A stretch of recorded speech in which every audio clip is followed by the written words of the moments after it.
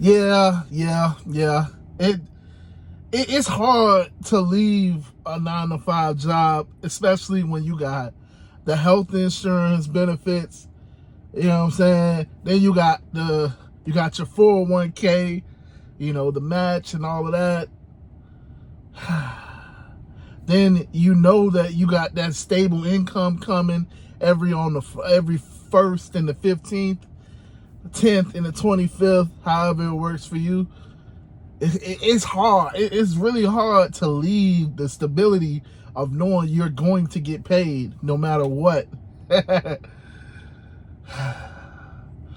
But it's also hard to keep putting up with the foolishness. Eventually, you're going to get to that point where it's just like enough is enough. And for me, I got to that point a little bit quicker. Hey, what's going on, guys? My name is Nick, and I am the local South Florida Uber driver.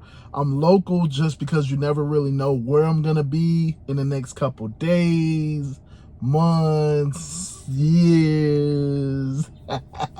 But I primarily work the South Florida market. And in today's video, man, I'm talking about why I left my 9-to-5 job. So, hey, it's time to strap in because I'm about to go in. But first and foremost, let's cover the preliminaries. If you like that I am a real driver, I'm a real person, and I'm really out here in the parking lot. Today I'm over here in front of Whole Foods. I had to look to figure it out. But if you like that I'm really coming to you real and raw, man, just hit the like button for me. Hit the like button. And if you're new here, you want to see more of my content, you want to see more videos that I'm going to produce, you want to get the little notification, Nick Williams posted. Hey, just hit the subscribe button. Hit the subscribe button. It definitely helps my channel. It gets my channel out to more people. Just hit the subscribe button, man. I appreciate it. And lastly, I am a life insurance agent.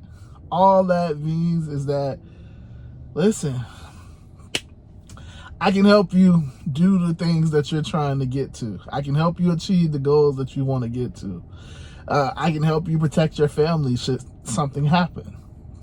Yep. Because, yeah, that's why we call them accidents. That's why we call them things that we don't know. Everybody knows their date of birth, but nobody knows when they're going to die. So, listen, start with $50 a month.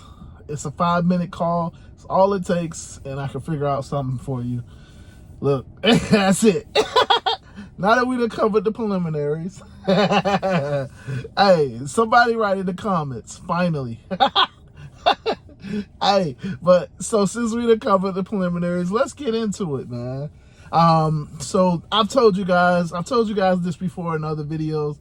I've had a lot of jobs, positions. I can't lie to you and say I haven't. I'm one of those people. I worked whatever open position that I could once the doors open for me. And so, yeah, I've been all over the hospitality industry. In the hotels, I pretty much worked every position. I've been the linen person that's folding up the little towels and stuff, and sheets and stuff. And I've been the dishwasher, of course. I've been the janitor. I've been the person in the front, dealing with the customers, responding to emails.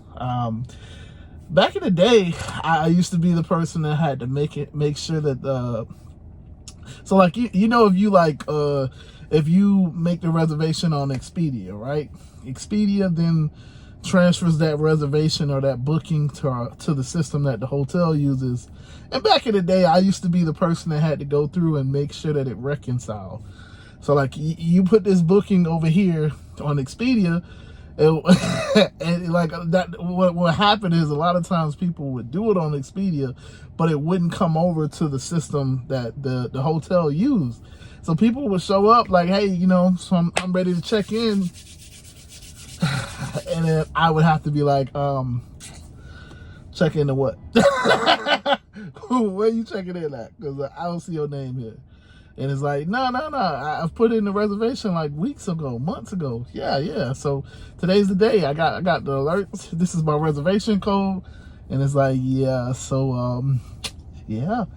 I don't know what to tell you because we don't got it. If you've ever been in that situation, hopefully now it's a lot better. But like, yeah, there was it depends on the hotel. But like, there was a time where it just wouldn't match up the right way. And yeah, so I used to have to go through and like reconcile it and make sure, okay, yeah, they booked it here. Let me make sure I put it in the system so that we don't obviously sell that room. And they don't come talking crazy to us. I've been in restaurants. I've been in the front, again, cashier. I've been in the back. I was the person back there, cooking, flipping the burgers, doing my thing, doing the salad bar, doing all, I've been a lot of different positions, especially in the hospitality industry. I've been maintenance, janitor. I've already said that. I've done a lot, man. I used to be in IT. I'm more of a programmer. So yeah, I've been in a software development position where, we had 1,500 meetings every single day, and we had unrealistic expectations every single day.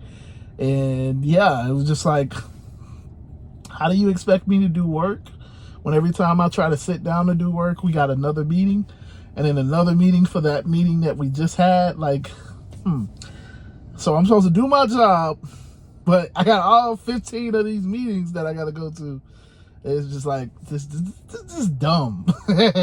Like, it's just I don't get it. I don't get it how I'm supposed to put out any real work.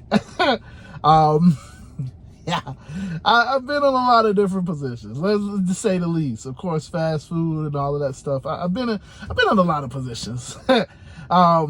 But the positions that I really, my corporate positions were more so in the bank. When I worked at the bank, that was where it was like where I wanted to plant my flag. That was my go-to. That was what I really wanted, I thought was the most prestigious out of all of my positions. The problem with working at the bank is, it depends on the manager. I should say that. All of this stuff depends on your manager.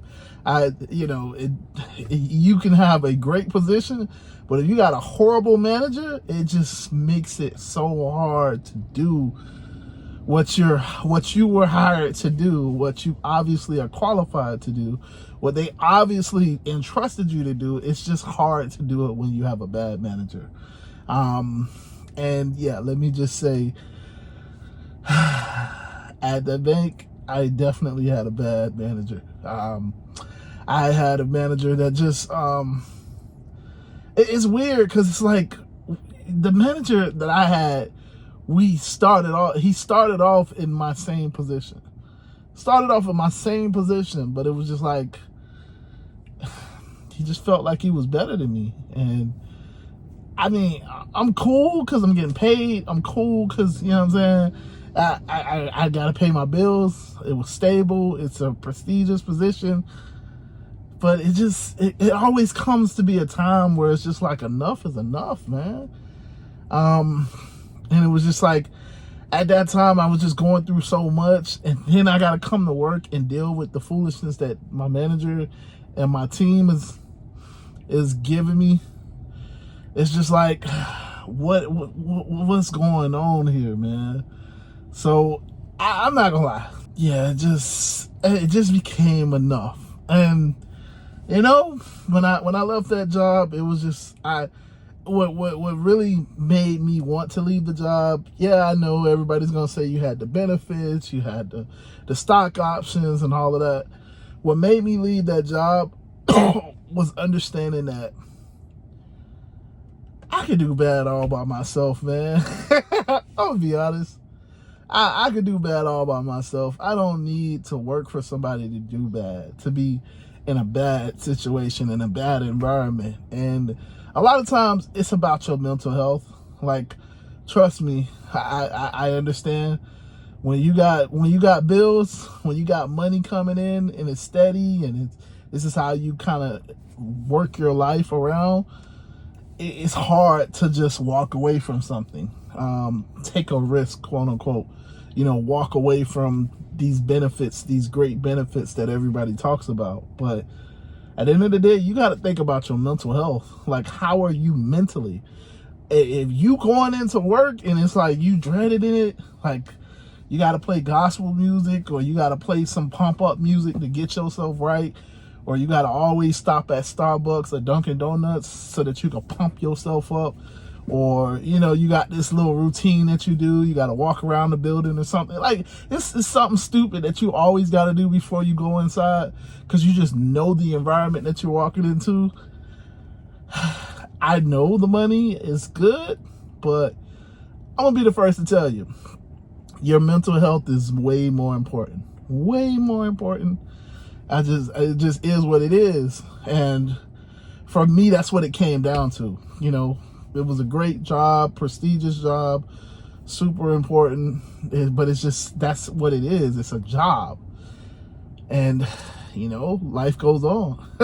So I quit that job so that I can move on and start doing things for myself and start using the information that I knew, that I'm helping service these CEOs and all of these random people, to actually service regular people, because regular people don't know this information.